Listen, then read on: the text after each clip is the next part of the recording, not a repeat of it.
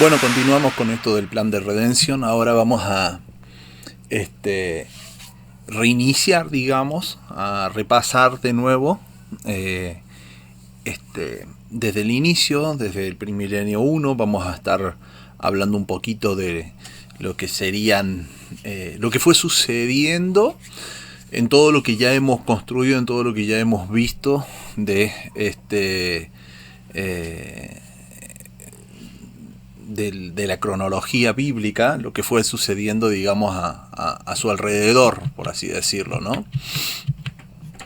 Bueno, hablábamos un poco de que en el milenio 1 y parte del milenio 2 no tenemos algo realmente escrito, no tenemos historia escrita de lo que sucedió. Más bien estos dos milenios lo estamos construyendo un poco con lo que dice la Biblia, otro poco con lo que conocemos de tradiciones y de lo que se supone por lo que se ha encontrado, por algunos otros textos. Entonces, no hay una precisión absoluta, pero sí cotejamos, o sea, todo lo que vamos a, en realidad, todo lo que vamos a cotejar, todo lo que vamos a analizar, el filtro es la Biblia y la base de verdad en la cual la premisa que vamos a tener es que la Biblia es la que nos está diciendo la verdad y utilizamos la historia, arqueología, etcétera, para verificar la Biblia, ¿no? Distinto a la postura que algunos otros pueden llegar a tomar, cuestionando, criticando, poniendo en duda la Biblia. Nosotros lo hacemos al revés. Nuestra base con la cual miramos todo lo demás va a ser de que la Biblia es verdad, ¿no? Y muchas veces puede pasar, porque hay una premisa, algo que nosotros necesitamos tener siempre en claro, y es que la Biblia la explicamos con la Biblia, ¿no? Yo no puedo explicar la Biblia con la opinión de alguien más, con lo que le parece a alguien más o lo que me parece a mí, sino que la Biblia se explica con la Biblia. Con esto vamos a encontrar solución a algunos errores que podemos tener nosotros mismos.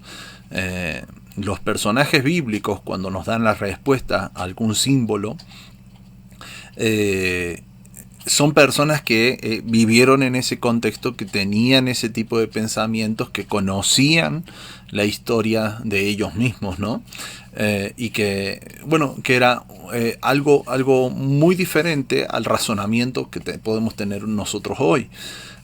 Y podemos reforzar lo que la misma Biblia nos va diciendo con los datos históricos, con la arqueología, con los descubrimientos que hacemos, que podemos tener hoy en día por medio de la ciencia. Podemos reforzar eso, pero no va a ser al revés, porque si lo hacemos al revés, podemos llegar a una mala interpretación, a una interpretación incorrecta. Ese sería el principal riesgo, ¿no?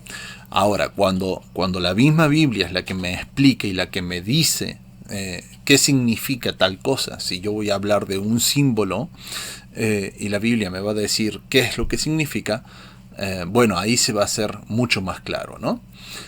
Bien, entonces comencemos desde el milenio 1. Ya fuimos construyendo lo que va a ser la base, la estructura con la cual, bueno, vamos a estar analizando todo esto. Si no vieron los videos anteriores, véanlo, porque si no, hay muchas cosas que les va a quedar sueltas, obviamente, ¿no? Así que bueno, vamos milenio tras milenio analizando un poquito esto. Como decíamos, en el milenio primero, no tenemos una base grande en lo que es registro histórico escrito, ¿no? Pero, bueno, lo que podemos analizar acá, y que un poquito vimos la otra vez, nosotros analizamos toda la línea de descendencia de Adán por medio de la línea de Set, perdón. Pero también está la línea de Caín, que la Biblia nos dice cuáles fueron los descendientes de Caín, pero no nos dice específicamente cuánto vivieron, a qué edad nacieron, a qué edad murieron, etcétera, como sí nos dicen de la línea de Set. Entonces, eso a rescatar es que en esta línea el énfasis no está en eso, sino en lo que va a terminar diciendo por medio de Lamec, principalmente, ¿no? Entonces tenemos una línea de Caín donde le nace un hijo que es Enoc, después Irad, después Mehujalel, perdón, Metusael y después Lamec. ¿Qué podemos rescatar principalmente de esto? Lamec nos dice que tuvo dos esposas, Ada y Sila. Esta es la primera ocasión que se nos menciona en la Biblia de un hombre que adquiere para sí a dos esposas, ¿no? Tal vez no es el primero, pero al menos es el primero que tenemos registrado en la Biblia, ¿no?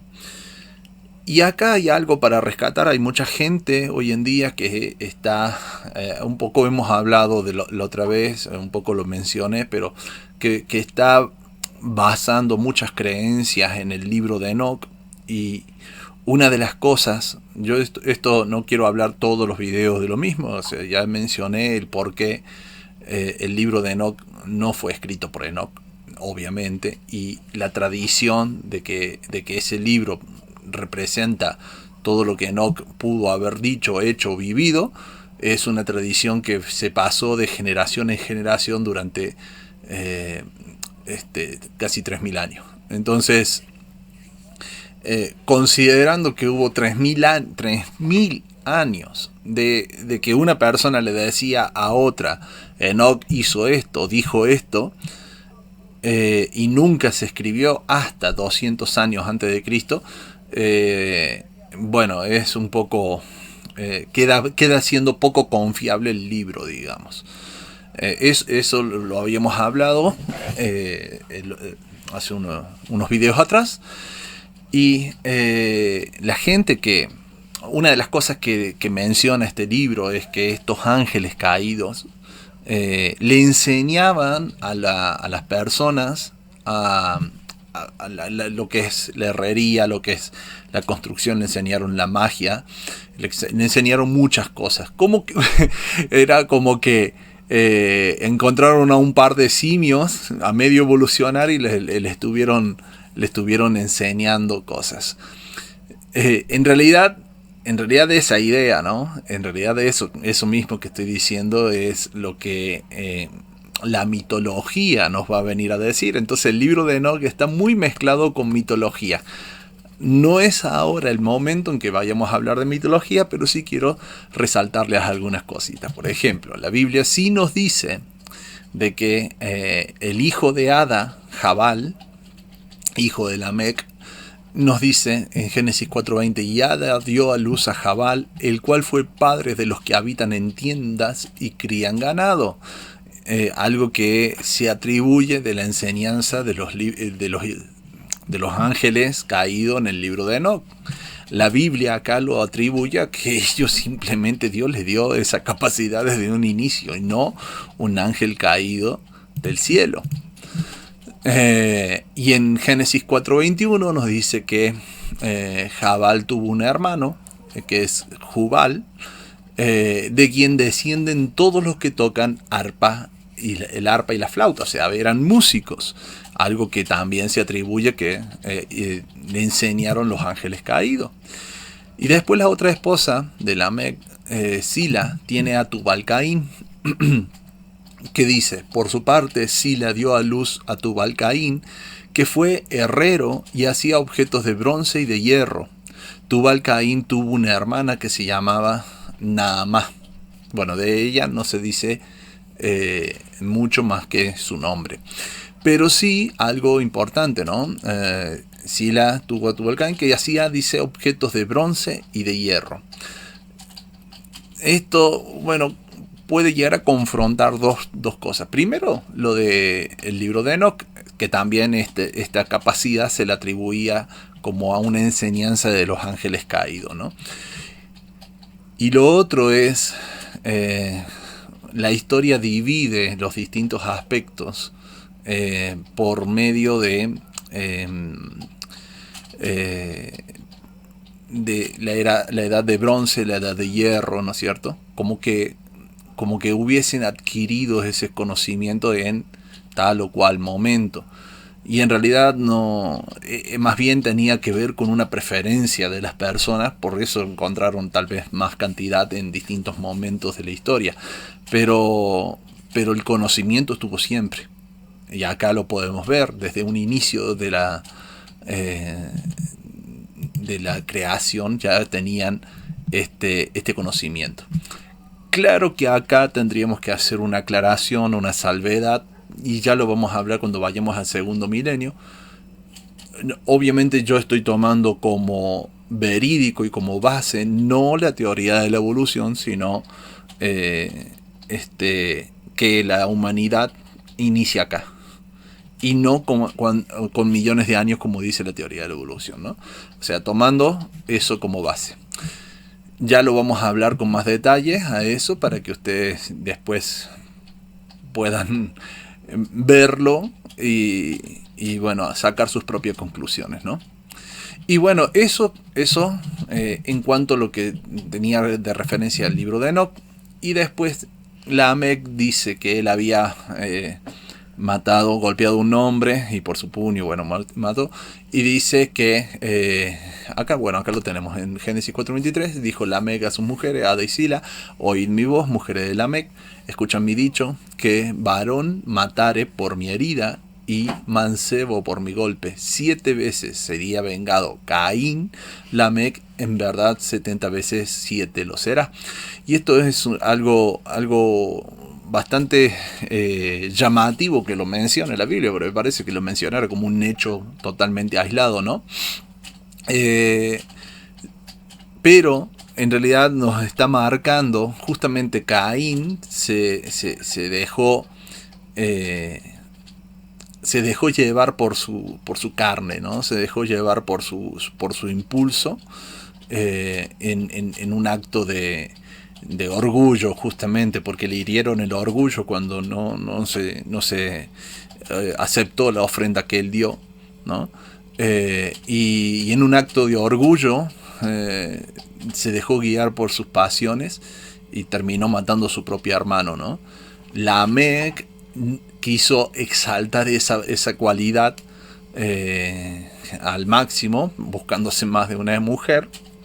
Que como digo, no quiero decir que haya sido algo malo en este momento de la humanidad, donde necesitaban multiplicarse.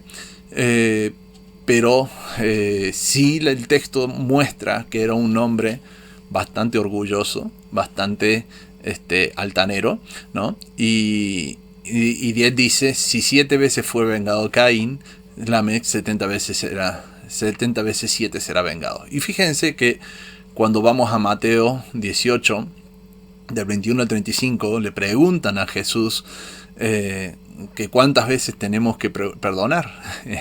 Y Jesús revierte, digamos, esta rebeldía de Caín, 70 veces 7 perdona. O sea, si vos querés ser vengado 70 veces 7, si vos querés que tu justicia sea de esa magnitud, perdona la misma cantidad de veces, ¿no?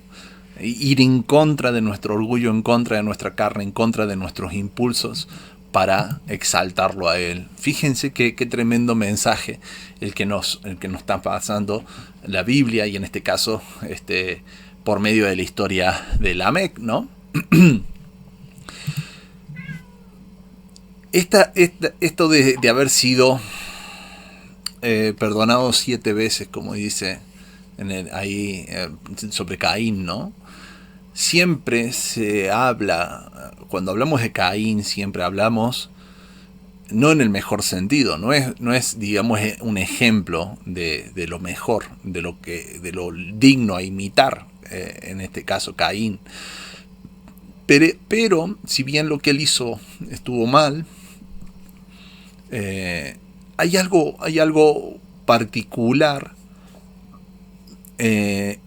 en lo que sucede al final, ¿no? Porque Dios dice que le pone una marca a Caín y el que lo vengara. Ahora fíjense en esto.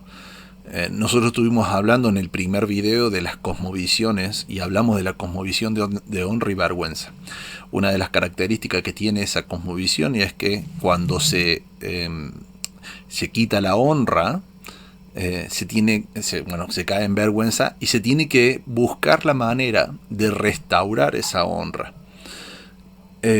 Y a veces se puede restaurar la honra pidiendo disculpa, pidiendo perdón y retribuyendo el daño que uno hizo.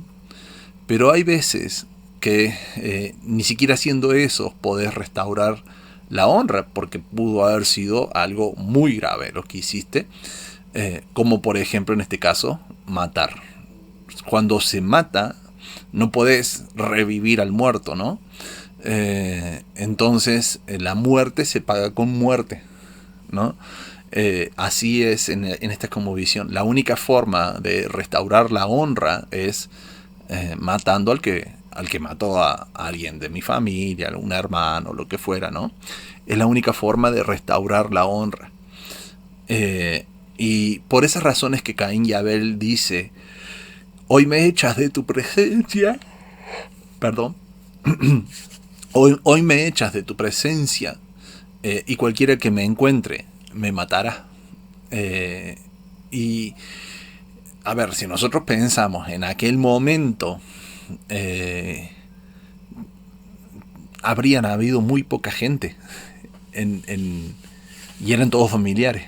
Si nosotros pensamos en el momento en que son apenas 130 años desde Set, Caín tuvo que haber nacido antes de Set, ponele que haya nacido ponele a los 100 años, a los 80 años, no sé, la Biblia no los dice cuánto tiempo antes de Set nació Caín, pero ponele que haya nacido a los 80 años de Adán.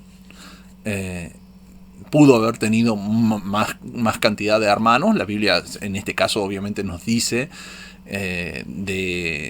nos habla de estos específicamente, porque claro, dice que vivió 930 años Adán y tuvo hijos e hijas, o sea, tuvo mayor cantidad. La Biblia se centra solo en un linaje,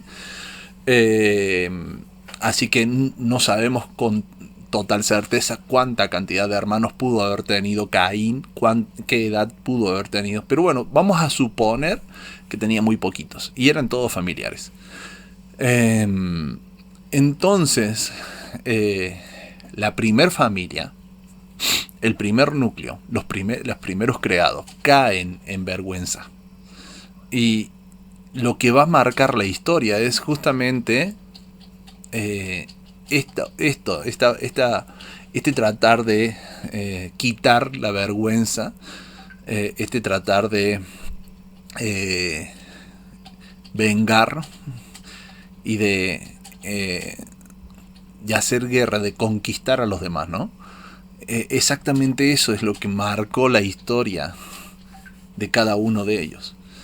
Y como estaban en esa, digamos, en esa condición, Dios lo marca para que nadie se atreva a meterse con Caín, porque el que se metía con Caín se metía con el Señor mismo.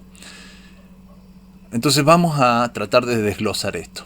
La palabra Caín, el nombre Caín, significa lanza, como golpeado rápido.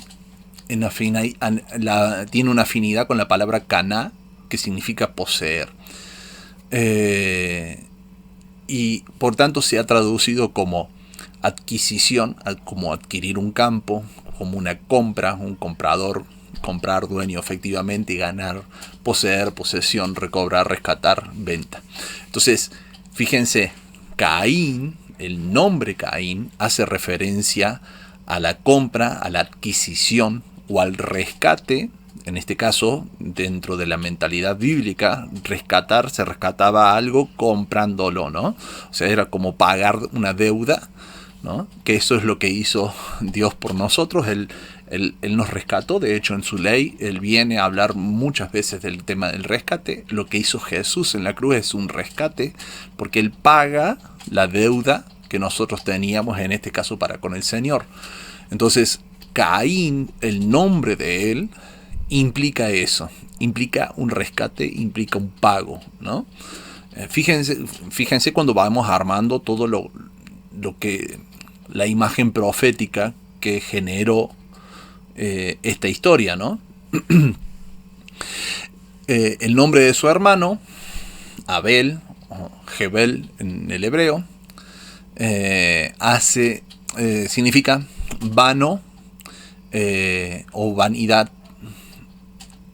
Significa vaciedad, vanidad. Figurativamente es algo transitorio e insatisfactorio, a menudo usado como adverbio y se ha traducido como aliento, ídolo, vanamente, vanidad, vano. Fíjese que Abel hace referencia a idolatría, o a algo vano, vanidad de vanidades, como dice Eclesiastés.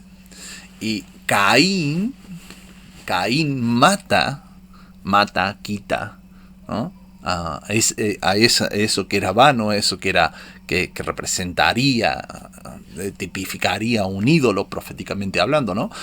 Con esto yo no estoy justificando que Caín mate a Abel, ¿no? O que separemos esa parte de lo que realmente se hizo, que es condenable y que Dios lo condenó, ¿no? De lo que va a tipificar de forma profética, que es lo que estamos hablando acá. Entonces, Caín, aquel que fue golpeado y que requiere un pago, un rescate, mata o quita el aliento de un ídolo, de algo que es vano, ¿no es cierto? Y una de las cosas que dice cuando Caín es confrontado por el Señor y le pregunta dónde estaba su hermano Abel, ¿dónde está Abel? Le dice Caín, ¿acaso soy yo guarda de mi hermano? Y justamente eso debía ser. La palabra aj, que es hermano en el hebreo, significa... la palabra aj significa hermano, amigo, compañero, pariente, prójimo.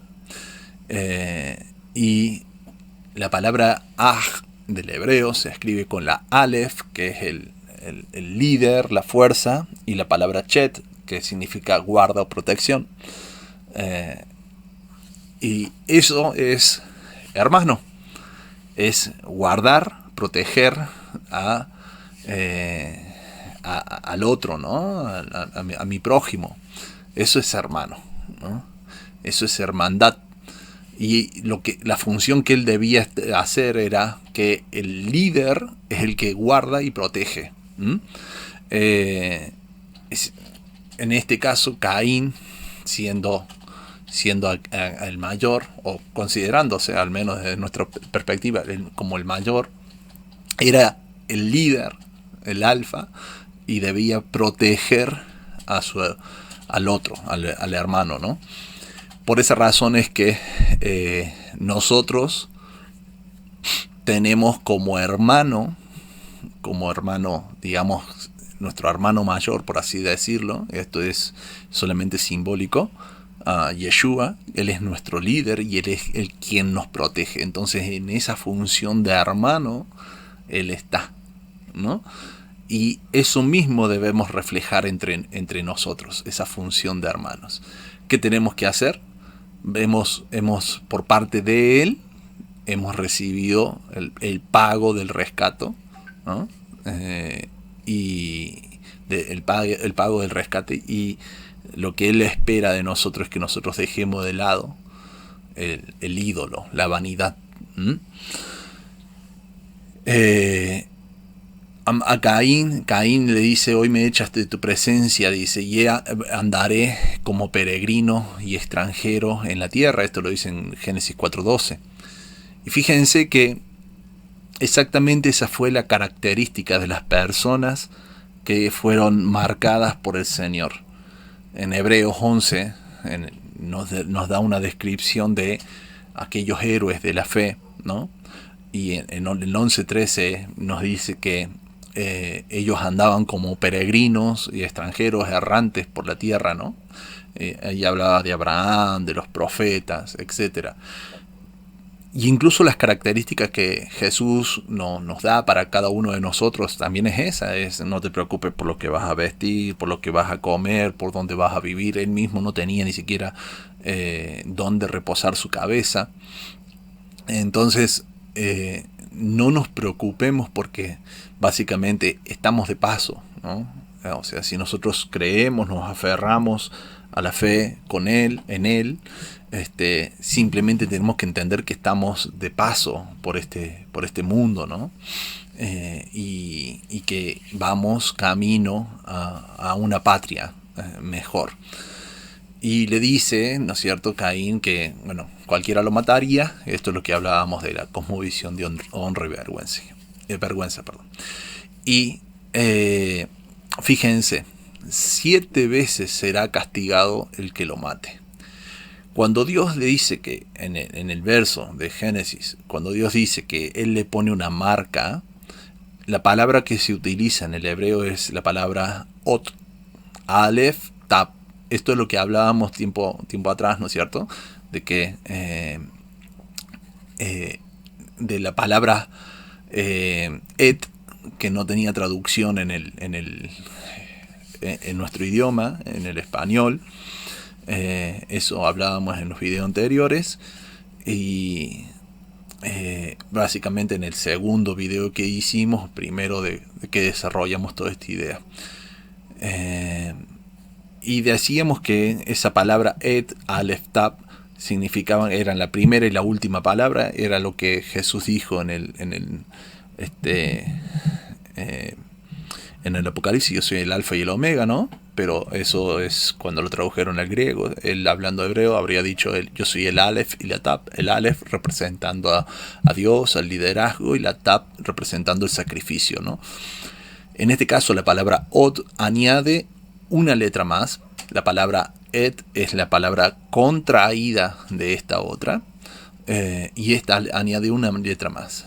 Acá, si ustedes se fijan, son 3 letras: alef, bab y tab del hebreo.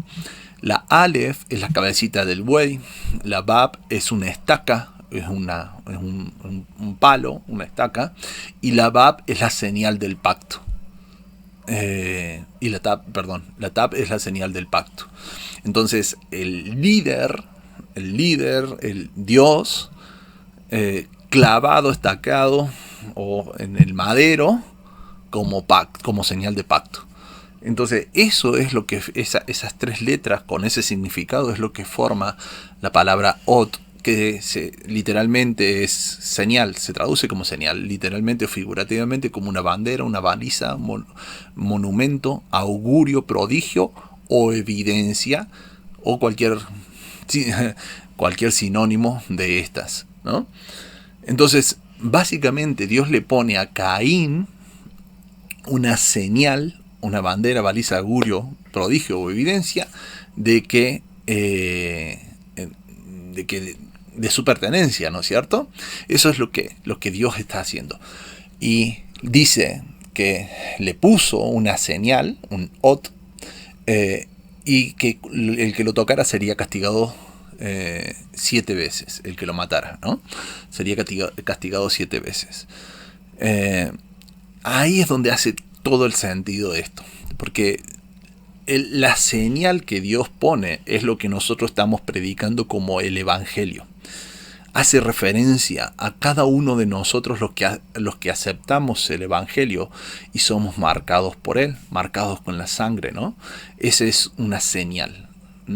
Esa señal tiene que ver con Dios, con lo que Él pide, la voluntad de Él, con lo que pasó en el madero y el sacrificio, en nosotros uniéndonos al sacrificio de Jesús en la cruz, básicamente, ¿no? Entonces, fíjense que Apocalipsis nos dice que esta es la fe de los santos, los que tienen, dice, los que guardan los mandamientos del Señor y tienen la fe en Jesús. Isaías nos habla y nos dice que si no hablaren conforme al testimonio y a la ley, no les ha amanecido, no tienen, dice, inteligencia, básicamente, ¿no? Inteligencia para con Dios, ¿no? Entonces, la Biblia entera nos va hablando de esto, de estas dos cosas que son importantes para Dios: guardar la Torah, guardar la ley, y tener confianza, fe y unirnos a las obras del Mesías, ¿no? La fe en el Mesías, y nuestra fe debe estar manifiesta en las obras que son las obras justas, ¿no? Que es guardar la Torah. Las dos cosas. ¿Por qué? Porque una complementa a la otra, ¿no? Eso es la señal. Y esto nos lleva automáticamente a Apocalipsis a hablar de la señal con la cual es marcado tanto los fieles para con el Señor, como también los fieles a la bestia, ¿no? Que es todo lo contrario a esto. Y ahí es quien porta la marca de Caín, que significa rescate. Son aquellas personas que merecían la muerte. La paga del pecado es muerte, que merecían la muerte por el pecado, por lo que hicieron, por haberse metido con el ídolo, con lo vano, y que no cumplieron con ser lo que un hermano debía hacer, ¿no? De ser el líder y cuidar al otro, ¿no? Y que viven como peregrinos y extranjeros en la tierra. Y a aquellos que no tienen esa marca, en el día final, adquirirán la muerte, ¿no? Serán arrojados al lago de fuego. La Biblia desde el inicio hasta el final mantiene una misma lógica, y eso es lo impresionante. Esa primer marca tranquilamente pudo haber sido la primera letra del nombre de Dios, Jehová, donde la primera letra es la Yud, que es la diestra de poder, que hace referencia al Mesías, ¿no? Que es como si fuese una tilde, así, la Yud. Entonces tranquilamente pudo haber sido eso. Esto estaba ocurriendo en este milenio. Como les decíamos, como no tenemos todavía la información de lo escrito, vamos sacando desde acá para entender lo que acontecía en este primer milenio. ¿Qué más sucedía aquí? De acuerdo a lo que podamos hablar sobre la Biblia. Y acá es más bien para tratar de desmentir algo que se asocia con este milenio. Esto lo vamos a hablar un poquito más cuando hablemos de mitologías, pero hay toda una teoría que se está manejando hoy en día, que es lo de la simiente de la serpiente. La simiente de la serpiente dice básicamente que ustedes leerán en Génesis capítulo 1 que Dios crea al hombre, varón y hembra, los creó al hombre y a la mujer. Después en Génesis capítulo 2 nos dice que hace caer al hombre en un sueño profundo, y de la costilla saca a la mujer, ¿no?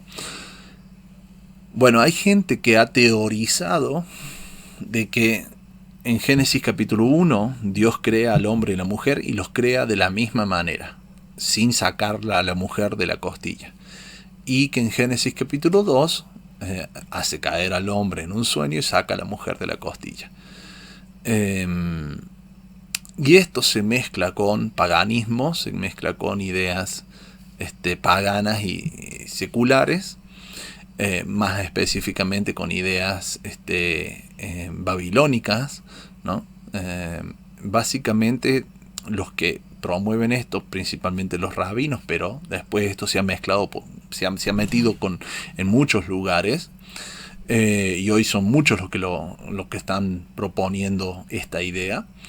Lo que ellos dicen es que existía la primer mujer de Adán, se llamaba Lilith, la primera mujer, que es la que narraría en Génesis capítulo 1, donde dice que Dios creó a varón y hembra, y dicen que esta Lilith fue formada del barro igual que Adán, entonces eran iguales los dos, y los rabinos explican como que esta Lilith quería en el acto sexual estar encima de su marido, pero no por una cuestión de placer solamente, sino por una cuestión de dominar, ¿no? Y que Adán le decía no, porque solamente yo es el que tengo que dominar y tengo que estar arriba. Y tenían esta disputa. Adán, ella se cansa de la disputa, se va. Adán se queja con Dios y le dice, mirá, porque esta mujer que se fue, que bla bla bla. Dios envía ángeles a buscarla y básicamente cuando la encuentran le dicen tenés que volver, y ella dice no. Y ahí se cae, digamos, como en una maldición donde no iba a tener descendencia. Ella se iba a vengar matando los hijos, y bueno, y así todo un montón, van construyendo y van armando la historia, y bueno, queda, digamos, ella recluida al desierto a deambular como si fuese un demonio, y va a vivir su vida reclamando, digamos, los hijos que son descendientes de Adán, como si fuesen suyos, porque ella no podía tenerlos, ¿no? La cuestión es que Dios, para compensar esto, lo hace caer en un sueño a Adán, le saca ahora ya de la costilla de él, para que esté sumisa a él, a la mujer, y ahí crea a Eva. Esta Lilith, al estar en el desierto, ella conoce a Samael. Samael es el que en el libro de Enoc lo mencionan como el principal, el ángel líder, digamos, de todos los ángeles caídos, ¿no? Entonces esta conoce a Samael. Samael se empatibiliza con ella, ¿no? Se compadece de ella en el sufrimiento de ella. Entonces, como una forma de venganza, Samael se mete al huerto del Edén, se disfraza de serpiente, y ahí tenemos la historia de la serpiente y Eva, ¿no? La cuestión es que este Samael, el nombre Samael, teorizan que de ahí deriva el nombre Satanás, y es el Satanás que todos conocemos. La cuestión es que cuando él se disfraza de serpiente, se supone que el hecho de que Eva tome la manzana o el fruto, en realidad no era un fruto, sino que eran los genitales de Samael, y bueno, y tienen relaciones sexuales en ese momento, y está involucrado Adán y todo lo demás ahí en esa teoría, ¿no? Como hicieron como una especie de trío, ¿no? Queda Eva embarazada de Abel y Caín. Caín siendo hijo de Samael y Abel siendo hijo de Adán. Y por esa razón, cuando nacen y crecen, es que Caín quiso exterminar a esa otra simiente, y mata a Abel. Y bueno, de ahí es que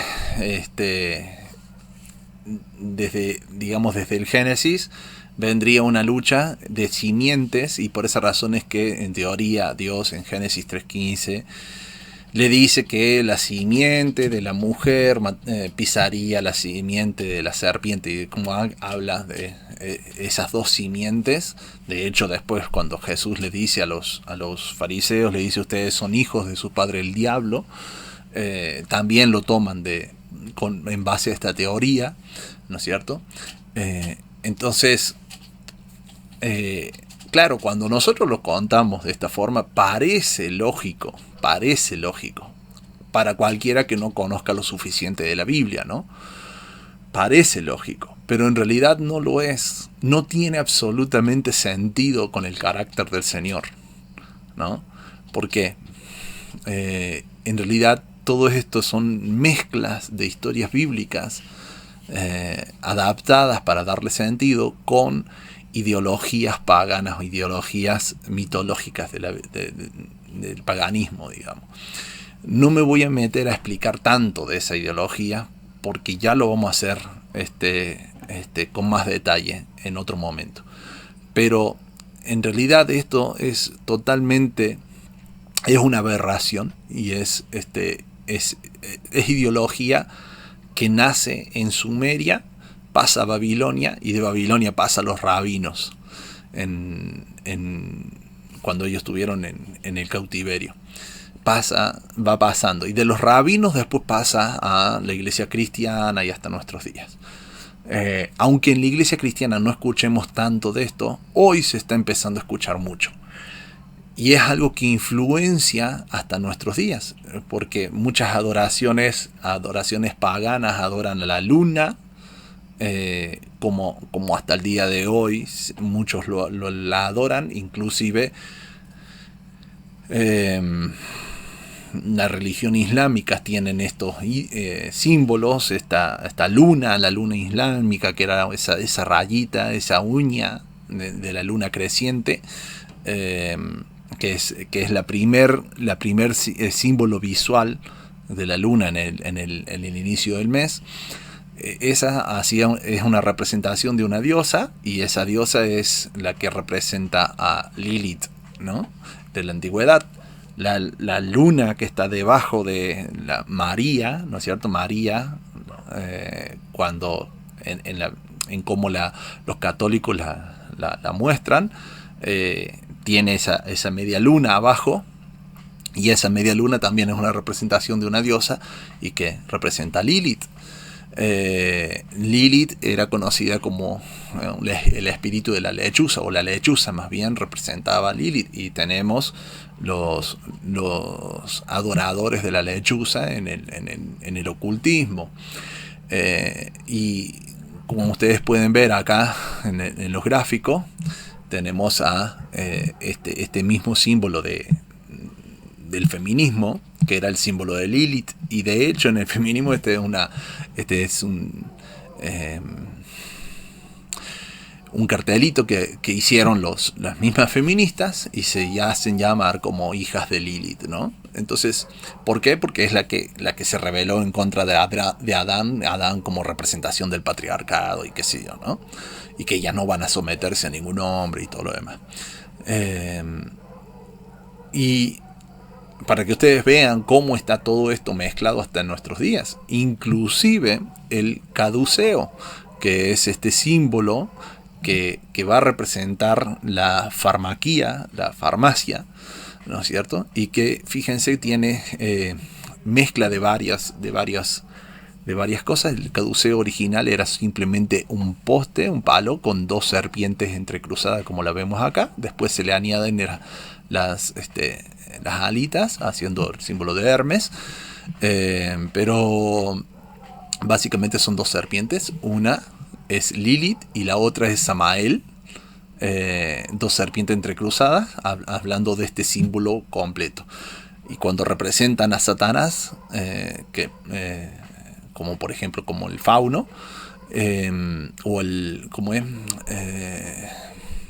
la representación de la cabra de Méndez, ahí ustedes van a ver que tiene una parte masculina y otra parte femenina. Tiene pechos como mujer, pero con características masculinas.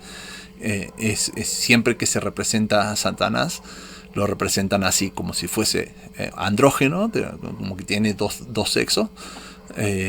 Y es por esta razón. Esta es la representación. Desde acá sale, ¿no? Entonces, obviamente todo esto no tiene sentido bíblicamente hablando, ¿no? Aunque a muchos sí les hace. Pero para que ustedes tengan una idea de lo que se generó en este tiempo, o con lo que supuestamente pasó en este tiempo. La Biblia no hace referencia a nada de esto, más bien con el fruto. Tampoco hace referencia a una manzana en el fruto, ¿no? Era simplemente un fruto. Con el fruto hace referencia a las elecciones nuestras, de las personas. El fruto es las consecuencias, ¿no? Fruto bueno, fruto malo. Todo el resto de la Biblia va a ser alusión al fruto como las consecuencias de nuestros actos, ¿no es cierto? Cuando la Biblia habla de nosotros que tenemos que dar buen fruto, se refiere a nuestro proceder en la obediencia o no, fruto bueno, fruto malo, y eso fue el fruto que los llevó a un mal camino a Adán y Eva, y no tiene que ver con toda esta historia, ¿no? Cuando Dios habla de la descendencia, tiene que ver con los que obedecen y con los que no obedecen. No es algo genético como lo plantea esta teoría, sino tiene que ver con la obediencia, con el proceder. Lo mismo que con lo de Caín, la marca. Tiene que ver, los que son marcados lo reflejan esa marca en la obediencia. Los que no, reflejan esa marca en obediencia a otra cosa, no a Dios, sino a otra cosa, ¿no? Hay una marca que va a ser para protección, para que en aquel momento donde pasen estos 7 tiempos, estos 7000 años, podamos acceder a la presencia de Dios, y otra marca que va a ser para destrucción, ¿no? Entonces, con esto tenemos apenas un panorama. Habíamos hablado la otra vez de estos nombres, no lo voy a mencionar ahora. Y hay algo que es incómodo muchas veces, y se ha tratado de explicar con teorías diferentes, y es esto de la esposa de Caín, ¿no? Hay mucha gente a las cuales le hace mucho ruido que en la época de Caín, de Abel, de Adán y Eva, no les gusta que hayan sido o haya iniciado todo con Adán y Eva. ¿Por qué? Porque quiere decir de que es probable que hayan tenido relaciones entre hermanos para poder multiplicarse, ¿no? Y sí, es verdad que Dios pudo haber hecho la palabra Adán significa humanidad. Así que es probable que Dios pudo haber hecho a más de una persona si nosotros tomamos la simple palabra, simplemente el significado de la palabra, ¿no? Pudo haber hecho la humanidad a varios, y con esto no habría ningún tipo de problema. Pero en un relato textual directo del texto, no nos está diciendo eso. Más bien la palabra hace referencia a algo profético, algo simbólico, ¿no es cierto? La palabra Adán, que significa humanidad. Ahora, cuando la ciencia avanzó y descubrió el ADN, una de las cosas que la ciencia descubre es el tema del ADN mitocondrial. Y el ADN respalda el texto bíblico, leído de la forma literal como se lee, que pareciera ser que descienden literalmente de Adán y Eva, toda la humanidad, ¿no? Si ustedes se fijan en el ADN de Adán, tendríamos que decir que era un ADN perfecto, un ADN con toda la carga informática, digamos, con toda la información genética de toda la humanidad. Por esa razón es que Adán significa humanidad. En él estaba los genes de toda la humanidad. Entonces, en el momento en que había relación parental entre los que se unían, no veían los defectos genéticos que hoy podríamos ver si ocurre algo por el estilo, ¿no? ¿Por qué? Porque la carga de información era lo suficientemente pesada para generar las distintas variaciones por sí sola, digamos. Pero algo que ha descubierto esta ciencia es que cada vez que se van haciendo copias, del ADN, el ADN va perdiendo información. Entonces, si nosotros sacáramos siempre copias del original, es más fácil, pero después sacando copias, vamos perdiendo cada vez más información. Y eso es lo que cuando llegamos a la época de Noé, 1600 años después de Adán, lo que va a ocurrir es exactamente eso. Vamos a tener un ADN, si bien todavía fuerte, pero bastante más degradado que el original.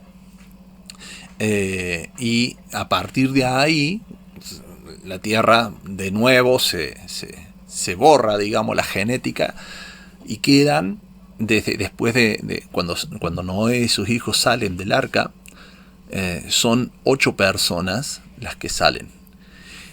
Y como para que ustedes tengan ahí un dato más, se conoce que existen 8 tipos de sangre en el mundo.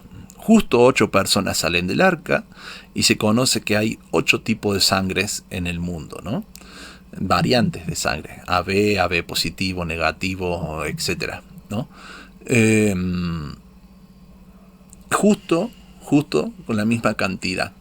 Con estos 8 tipos de sangre estaban todas las variaciones genéticas necesarias para que la humanidad volviera a poblarse. Pero ahora sí, ya con reglas aplicables muy distintas, ¿no? Para cuidar estas malformaciones por esas copias defectuosas. Claro, cuando la ciencia descubre lo del ADN,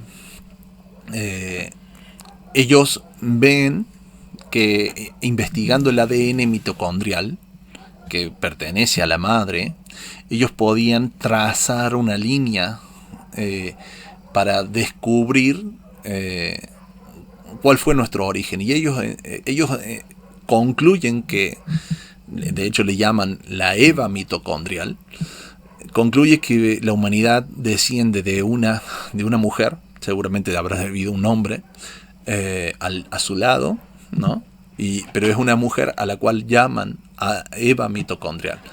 Y concluyen eso, que la humanidad desciende de esa mujer. Estos gráficos que yo les puse acá, ustedes los pueden conseguir en internet fácilmente, que son los de la Eva mitocondrial o el ADN mitocondrial, y son, digamos, de páginas científicas donde ellos mismos están diciendo que salen de uno solo, ¿no? Tienen todas estas bifurcaciones donde vienen todas las etnias, razas, ¿no? Que acá las tenemos a todas, ¿no? Fíjense que, viéndolo de esta forma, Adán y Eva tenían el ADN perfecto, con la carga de toda la humanidad, principalmente, o sea, básicamente Adán, ¿no? Adán tenía esa carga, y en la combinación con Eva es que aquí tenemos a Adán y en la combinación con Eva salieron dos personas, supongamos Caín y Abel, o en este caso Caín y Set, porque es los que digamos después van a derivar, ¿no? Set teniendo sus hijos, Caín teniendo sus hijos. Seguramente hubo más hijos de Adán y Eva, pero para ponerlo como un ejemplo, y así se fueron creando o diversificando las razas hasta que llegamos a nuestro día, ¿no? Hoy en día esto ya no es posible porque, como les decía, después de tantas copias, la degradación del ADN es considerable, y hoy cuando se correlacionan parientes muy cercanos, primos segundos, ¿no? O hermanos, mucho más, obviamente mucho más evidente es esto entre hermanos. Vienen estos nacimientos con falta de información en el ADN que derivan en el síndrome de Down, hemofilias, malformaciones, la enfermedad de Arlequín.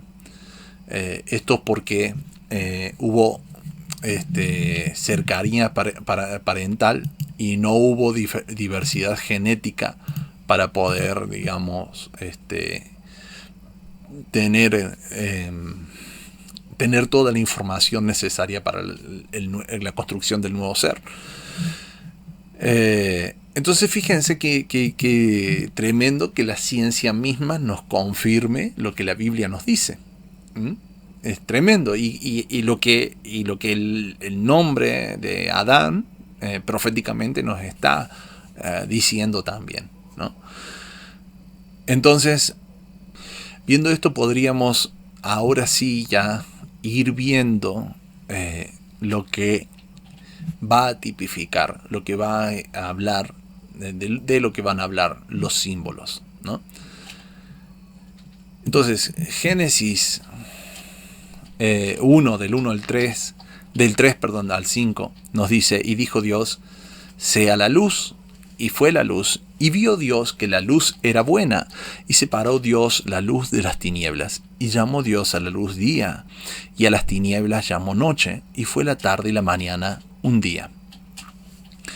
Entonces, los símbolos que hablan de este milenio son estos, son la luz y las tinieblas, ¿no? Donde Dios las separa, y esto hace la tarde y la mañana un día. Algo a rescatar en el hebreo, a diferencia de nuestra forma de ver el tiempo en el día, es que ellos, en la mentalidad hebrea, es al atardecer finaliza un día y va a comenzar el día siguiente. Entonces, dentro de la mentalidad hebrea, el día comienza en tinieblas, porque comienza después del atardecer, ¿no? Cuando el sol se mete, comienza en tinieblas, pero va camino hacia la luz hasta que el día despunta, como decía en el profeta Isaías, ¿no? Que lo compara mismo con el camino del justo, ¿no? Que es como el día, dice, que empieza en tiniebla y va camino hacia la luz hasta que el día hasta el sol está ahí en lo alto y despunta de brillantes. Ese es el día en el pensamiento hebreo. Distinto es, por ejemplo, en nuestro sistema, que lo hemos heredado de Roma, que el día empieza a las 12 de la noche. Justo cuando estoy grabando esto son las 12 en punto, así que hoy estaría finalizando un día y empezando otro, y no hay una referencia visual. La única referencia es el conteo de horas, el conteo del tiempo. No hay una referencia visual como sí en el hebreo. El hebreo se basaba en referencias visuales, ¿no? Por eso lo que hablábamos en el primer video, cuando hablamos de cosmovisiones, hablábamos de este pensamiento concreto, de lo que se puede ver, palpar, ¿no es cierto? Y el griego, el romano tenía esa herencia griega de un pensamiento abstracto que era medir y contabilizar, en este caso, el tiempo, y iniciaban el día, en este caso a las 12 de la noche. Entonces inicia en oscuridad y termina en oscuridad el día. Fíjense que simbólicamente es tremendo ese mensaje que nos van a transmitir por medio de esto, ¿no? Simbólicamente inicia en oscuridad, termina en, o sea, permanentemente está en oscuridad, ¿no? En cambio, en la mentalidad hebrea, iniciamos en oscuridad, como todos hemos llegado, pero vamos camino hacia la luz, ¿no? Bien, entonces decíamos que en este día tenía los símbolos de la luz y las tinieblas. Y dijimos que la Biblia debe explicarse a sí misma.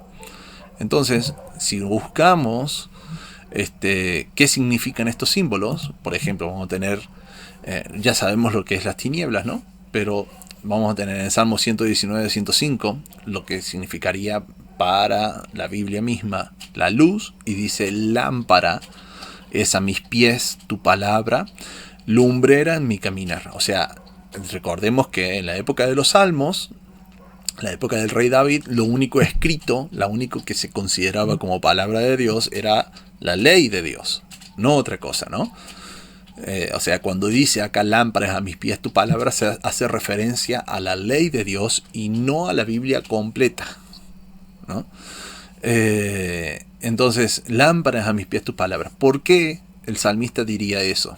Porque la ley te dice, primera de Juan, capítulo 3, versículo 4, dice Juan el apóstol que pecar es transgredir la ley de Dios, es no obedecer la ley de Dios. Eso es pecar, según el apóstol Juan. Entonces, si la ley es lámpara a mis pies, al yo leerla, al yo conocerla, distingo qué es pecado y qué no es pecado.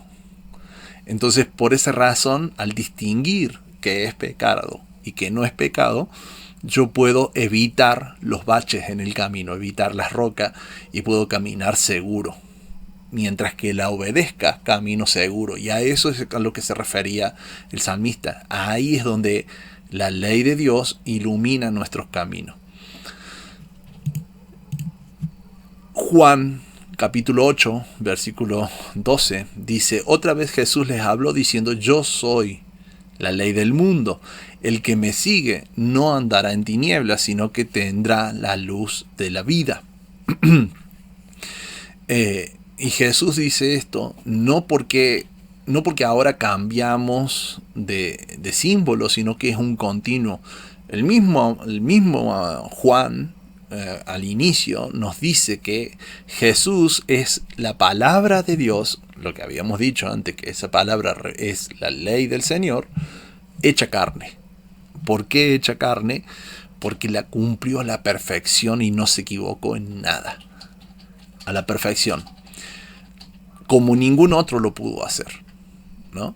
Y acá no quiero irme, este es un tema para mucho debate, para hablarlo largo, no quiero irme por ahí, pero básicamente es eso lo que significa. Jesús, la palabra de Dios es la ley es Jesús manifestado, hecho carne, y por esa razón es como Él anda siempre en la luz. Él nunca se fue en tinieblas, siempre estuvo en la luz, o sea, siempre estuvo en obediencia. Eso es lo que está diciendo en esa frase. Siempre se mantuvo en obediencia. Al mantenerse en obediencia, se cumplió lo que la ley dice. La ley dice que por cumplir los mandamientos, eso lo dice en Deuteronomio, por cumplir los mandamientos viviremos. No nos genera vida a nosotros porque nosotros no hemos cumplido, porque nosotros somos pecadores. No hay uno en la historia ni en la vida que pueda decir: yo no soy pecador. Todos, por cuanto todos pecaron, todos, por cuanto todos desobedecieron, al menos en un punto a la ley de Dios, como mínimo en un punto a la ley de Dios. Y la misma ley dice que si vos desobedeces en un solo punto, te haces culpable de todo, o sea, te cae todo el peso de la ley. esa fue la diferencia con Jesús. Jesús no desobedeció en ningún punto. En todo fue perfecto. En todo fue conforme a lo que Dios pidió. Por eso es que Él adquiere vida. Por eso es que Él resucita. Dios lo resucita porque Él se mantuvo en obediencia. Y por esa razón es que Él transita, camina siempre en la luz. Eso es lo que Jesús estaba diciendo acá. Y quienes lo sigan a Él, quienes sigan sus pasos, que van a tener que mantenerse en obediencia,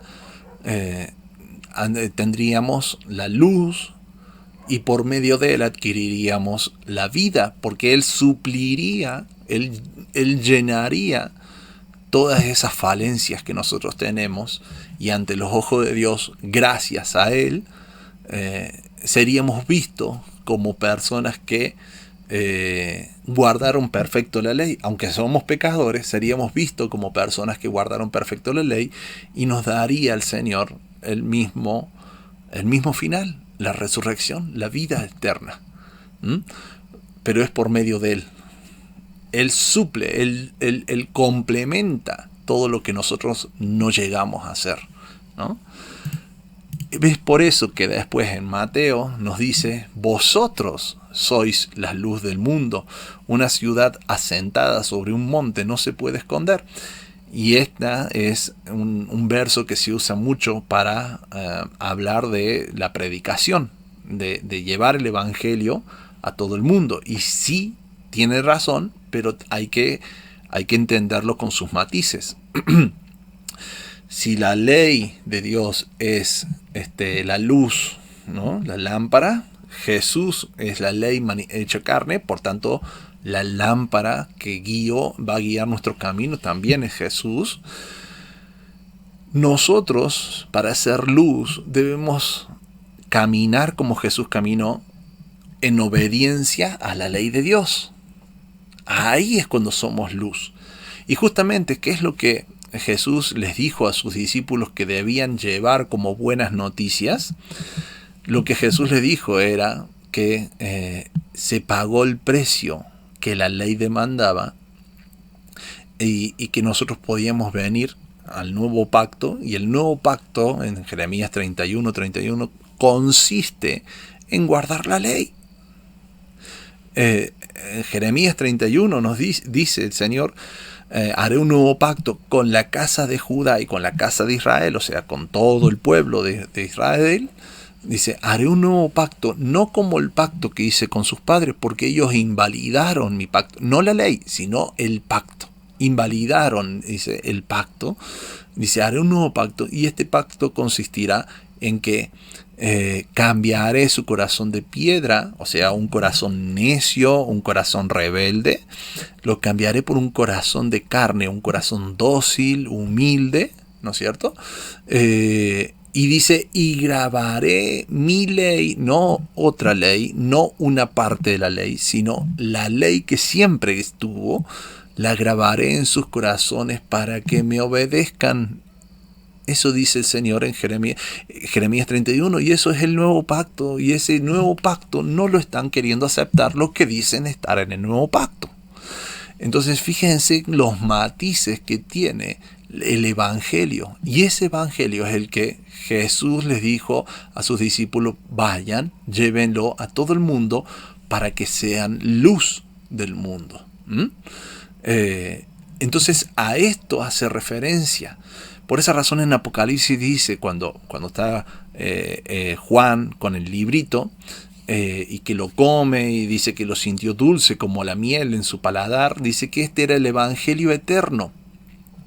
O sea, la ley que nos lleva a Cristo, porque esa es la finalidad, como dijo Pablo, ¿no? El fin de la ley es Cristo, no como el término de la ley, sino la finalidad de la ley es llevarnos a Cristo, ¿no? ¿Por qué? Porque nos hace ver la ley, cuando nosotros la estudiamos, cuando la digerimos, cuando la interiorizamos, nos hace ver lo incapaces que somos de cumplirla, por tanto incapaces de adquirir salvación, por tanto incapaces de lograr algo por nuestros propios medios. Entonces, claro, cuando vemos a Cristo, la única esperanza que podemos tener delante de la ley es estar con Cristo. Entonces, la ley nos lleva a Cristo, la ley nos impulsa a Cristo. Y ese es el objetivo, esa es la finalidad de la ley dada por Dios, es darla por misericordia. Porque si nosotros no sabemos distinguir lo bueno de lo malo, si nosotros no sabemos distinguir la luz de las tinieblas, el pecado, o lo limpio de lo impuro, y en esto va a hacer énfasis todo el tiempo la Biblia, si nosotros no sabemos distinguir en todo eso, nos vamos a perder, vamos a perecer, porque nuestra carne siempre nos lleva a hacer lo malo, siempre nos lleva a complacerla a ella y no a complacerlo a Dios. Entonces, para complacerlo a Dios, yo necesito saber qué es lo que Él quiere, qué es lo que Él ve como complaciente. Y ahí es donde entra la ley. Y cuando yo la entiendo, la digiero y veo mi incapacidad, es ese trago amargo que Juan y Ezequiel vivieron cuando comieron de ese librito, de ese evangelio. Es el mismo trago amargo que va a sentir las personas cuando se le predica del evangelio y se dan cuenta que son pecadores y que necesitan a Jesús. Pero después viene la dulzura de cuando Jesús pagó el precio por esos pecados y ahora pueden acceder al perdón. Eso es el evangelio, esa es la dinámica. No es que una cosa reemplace a otra, no es que Dios da la ley para castigar y después castiga a unos con la ley y a otros los beneficia con Jesús. No, son complementarios. No puedo separar uno del otro. Por esa razón es que Jesús dijo, si me aman, guarden mis mandamientos. Si dicen amarme, ¿por qué no obedecen? Eso estaba diciendo él. Entonces, desde este momento se da la ley. ¿Y en qué momento se da? Se da a Adán y a Eva en este momento que esta teoría de la serpiente, de la simiente de la serpiente, distorsionó ese momento. Distorsionaron ese momento. Pero en el momento en que Dios les dice, no coman de ese árbol, dice, no coman del árbol del conocimiento del bien y el mal, ellos al desobedecer, es simplemente una historia simbólica de lo que la humanidad hizo, ¿no?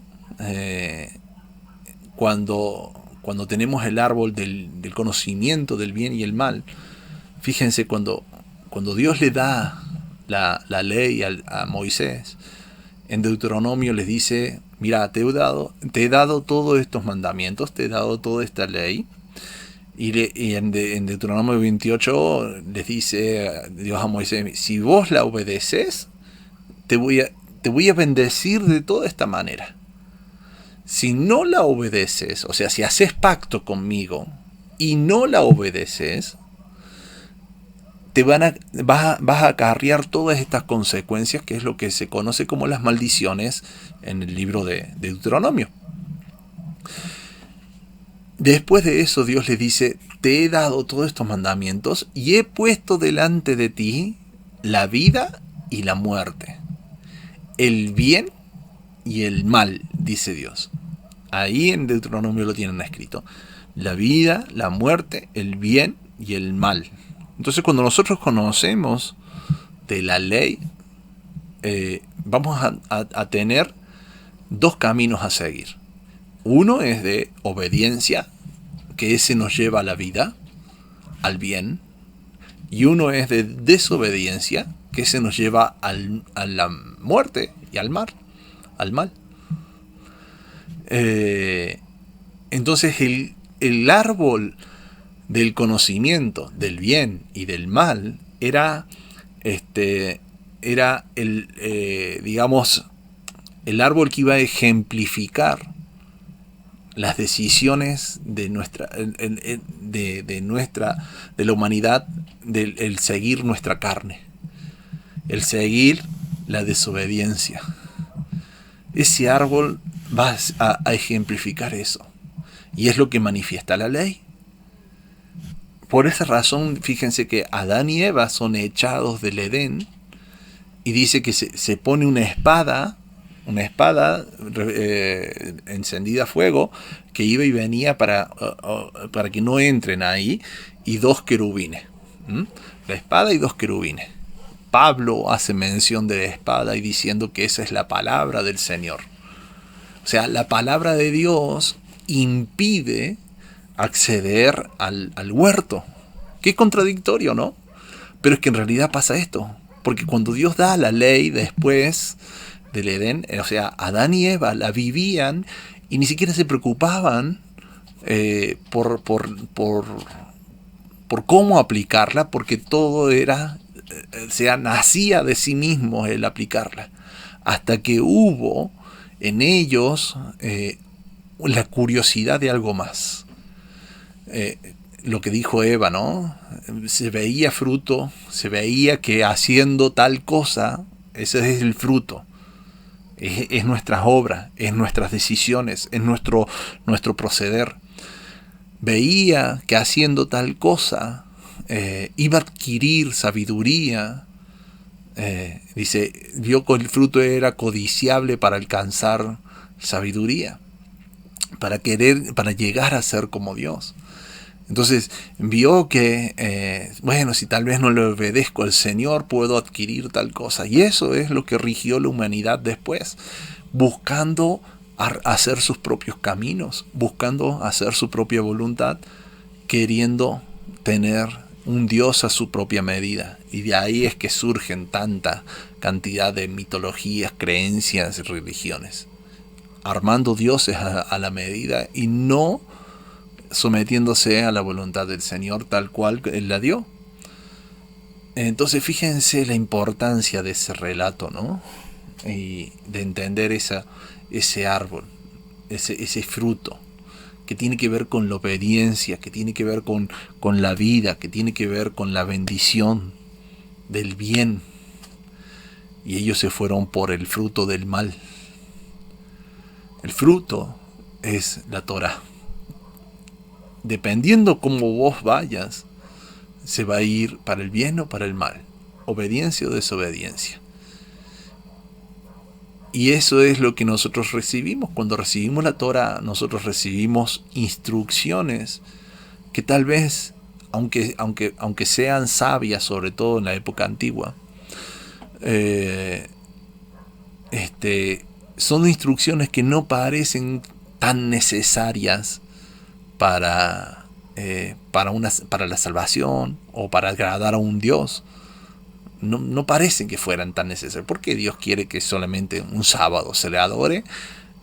O que se coma la vaca pero no el cerdo, cosas por el estilo. ¿Por qué Dios querría eso específicamente, ¿no? Es que en realidad esas son instrucciones vedadas.